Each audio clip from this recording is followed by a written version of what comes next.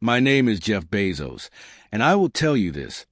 A thief will come to your house, and he will not ask you for money, but he will ask you to cook food for him. While you are in the kitchen, carefully measuring the salt, debating which pan to use, and waiting for the water to boil to perfection, he is upstairs. He isn't taking your jewelry. He is taking your time. And in business, as in life, time is the only resource that does not have a replenish button. Most of you are cooking for the thief right now. You call it due diligence. You call it waiting for more data. I call it day 2. And day 2 is stasis, followed by irrelevance, followed by a painful, excruciating decline, followed by death.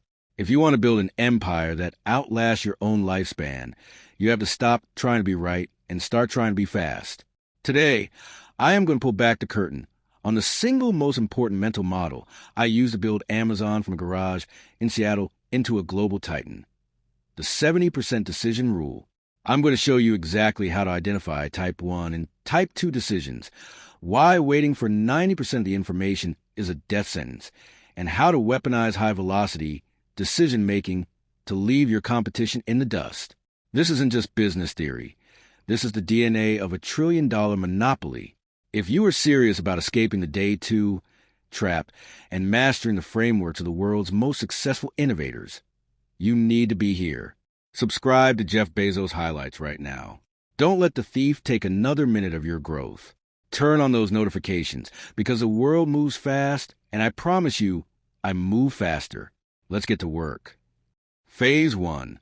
The trap of the one-way door. Listen closely. Most people and most corporations treat every decision as if it's a life or death gamble. They treat every choice like a one-way door. You know the feeling.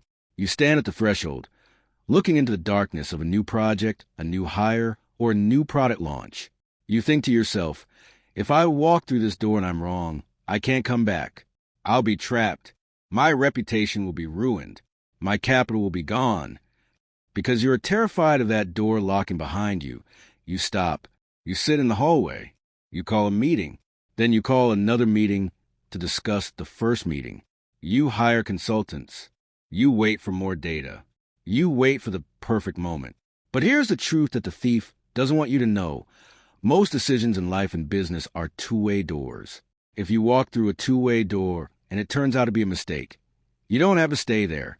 You can just turn around and walk back out. You might have a few scratches. You might have lost a little bit of time and money, but you are out. You are back in the hallway, and now you have something more valuable than perfect data. You have real-world experience.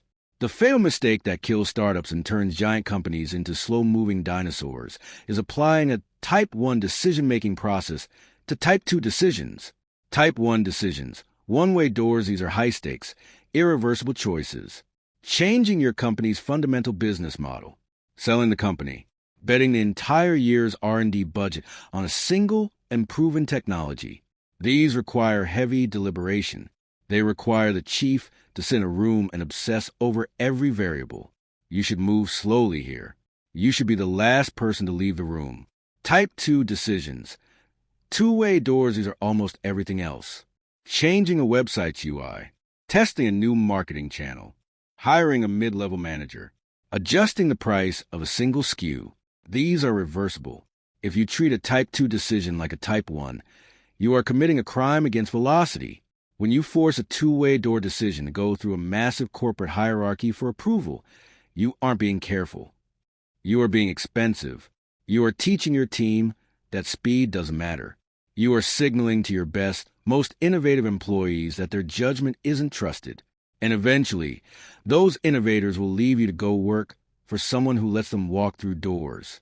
At Amazon, I had to fight every single day to keep our decision-making decentralized. I had to remind my senior VPs that they didn't need my permission for Type 2 moves. If you have a high judgment team, you want them making these calls at the edge of the organization, not waiting for the big boss to weigh in. Why? Because the cost of being wrong on a Type 2 decision is almost always lower than the cost of being slow.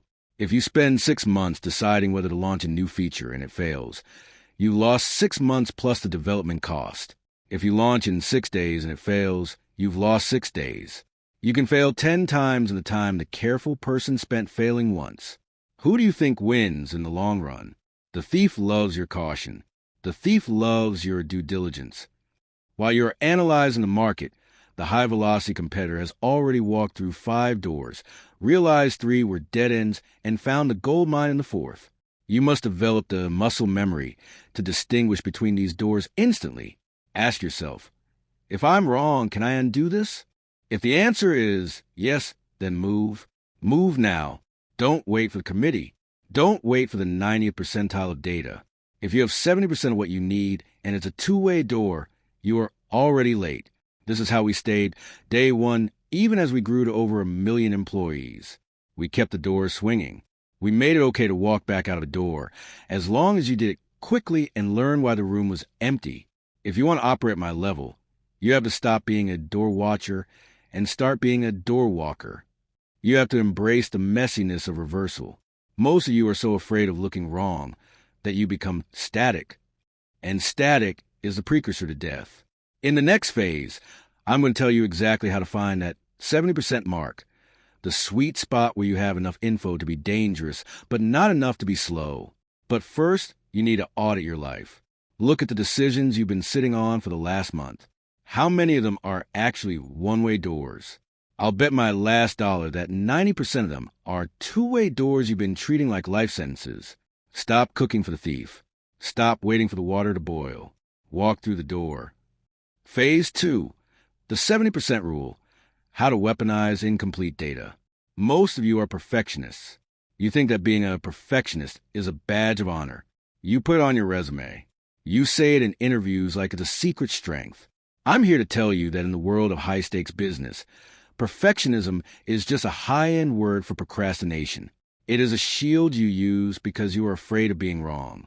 If you wait for 90% of the information to make a decision, you are already dead. Your competitor, the one who is hungrier than you, the one who is operating a garage like I was in 1994, they made that decision at 70%.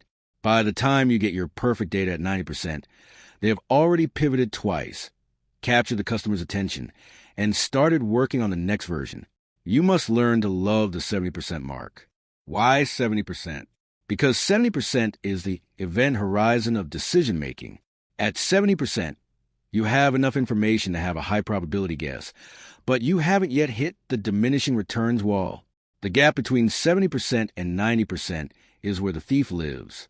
To get that extra 20% of certainty, you usually have to spend 10 times the amount of time and 10 times the amount of money. And for what? To be sure, in a world that changes as fast as ours does, by the time you reach 90% certainty, the world has moved. The sure thing you were waiting for no longer exists. The market shifted. The customer changed their mind. The technology became obsolete. At Amazon, I forced my leaders to embrace high-velocity decision-making. I told them, if you're good at course correction, being wrong may be less costly than you think, whereas being slow will be expensive for sure. How do you find the 70%? You look at the vitals. If I am launching a new category on Amazon, I don't need to know exactly how many units of a specific blue sweater we will sell in Des Moines, Iowa, on a Tuesday in October. That's 90% data.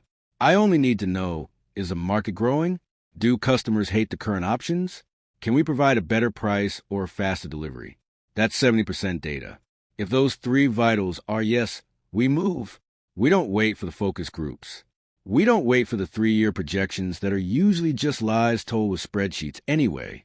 You have to develop a bias or action. This is one of our leadership principles. In business, speed is not just a tactical advantage. It is a moral imperative. If you are slow, you are failing your customers. You are failing your shareholders. You are failing your future self. Think about the Kindle. When we started working on the Kindle, the 90% data, people said it was a mistake. They said, people love the smell of paper. People like the feel of turning a page. The screen technology isn't perfect yet. If I had waited for the screen technology to be perfect, to be indistinguishable from paper, we would have waited another 10 years. We moved at 70%. We moved when the e-ink was good enough to read without a headache. We moved because we knew the core value was having a library in your pocket, not the smell of the paper. Because we moved at 70%, we own the market. We defined what an e-reader was before anyone else could even get their data together. You need to ask yourself, what is the minimum amount of information I need to keep from driving off a cliff? Once you have that, hit the gas. If you realize halfway down the road that you're on the wrong path, turn the steering wheel. That's the beauty of being fast. You have the momentum to steer. If you're standing still, waiting for the perfect map, you can't steer anything. You are just a parked car getting rusty. I have made billions of dollars off of 70% decisions that turned out to be wrong initially. We launched auctions. It failed. We launched Z-Shops. It failed. But because we made those decisions fast, we learned fast.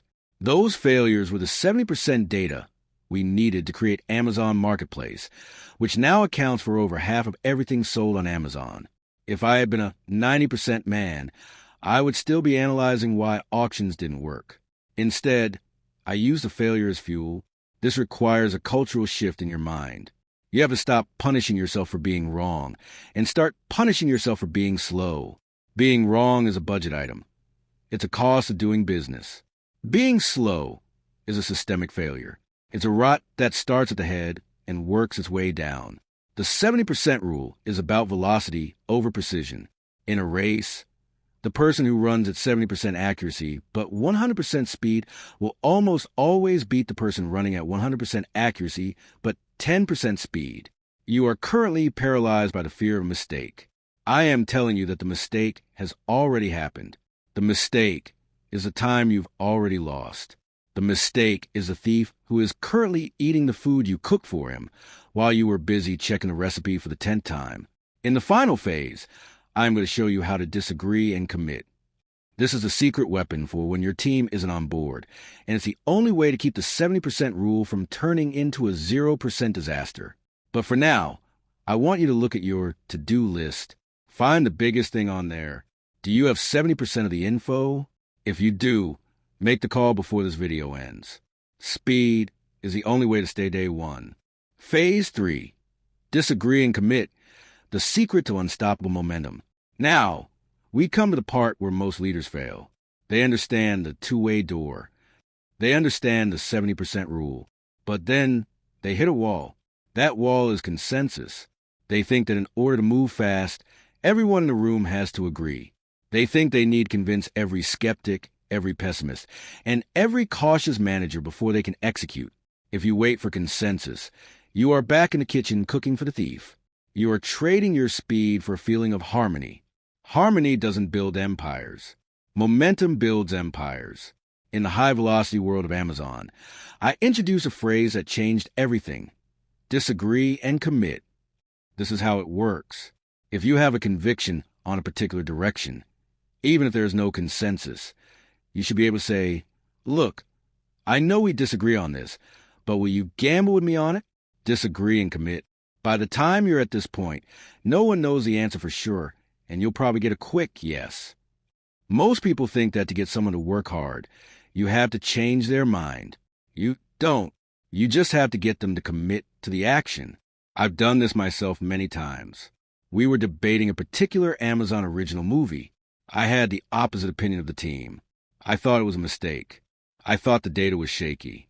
I told the team, I disagree and commit and hope it becomes the most watched thing we've ever made. I didn't want to be right. I wanted us to move.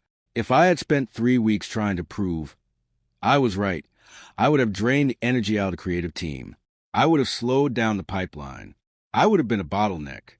If you are the boss and you have a team of high judgment people, your job isn't to be the chief decider. Your job is to be the chief velocity officer. Sometimes that means let your team run with an idea you hate, just because they're 90% sure, and you are only 70% sure they're wrong. Why? Because the energy of a team that feels empowered to move fast will often overcome a mediocre decision. Conversely, a perfect decision executed by a team that is demotivated because they had to wait 6 months for your approval will almost always fail. This is the secret sauce of the 70% rule. It allows you to bypass the social friction of business. Most companies are slowed down by politics and the need for everyone to feel included in the decision. At Amazon, we don't have time for that.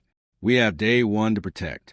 If you are an entrepreneur or if you're trying to climb the ladder, you need to use disagree and commit with yourself.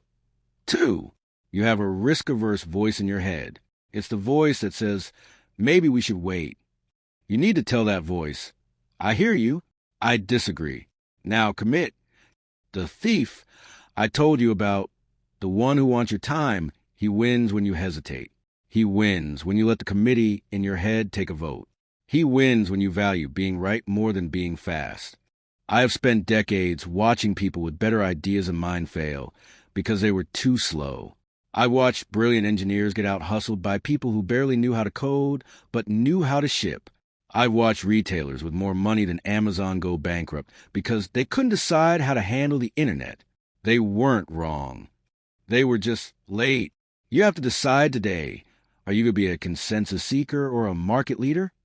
Are you going to wait for the 100% data that only exists in the rearview mirror, or are you going to grab the 70% you have right now and run? The world is full of day two people. They're the ones talking about what they plan to do. They are the ones evaluating their options. They are the ones who will be working for you if you master this framework. I didn't become the person I am by being the smartest person in the room. I became this person by being the person who was most willing to walk through a door while everyone else was still looking at the map. The thief is in your house. He's looking at his watch. He knows you're almost done measuring the salt. You have the tools now. You know how to spot a two-way door. You know that 70% is the finish line for a decision, not the starting line. You know how to disagree and commit, to kill the paralysis of consensus. There is only one thing left to do. Act. If you found value in this, if you want to keep the day one fire burning and master the mental models that built the world's most dominant companies, then don't just sit there. Subscribe to Jeff Bezos Highlights right now. This is a Type 2 decision. It's reversible, it's fast, and the upside is infinite. Hit that subscribe button and turn on the notifications so you never miss a blueprint. The clock is ticking. The thief is waiting. What are you going to do with your 70%? I'm Jeff Bezos. Stay obsessed, stay fast, and most importantly, stay day one. I'll see you in the next one.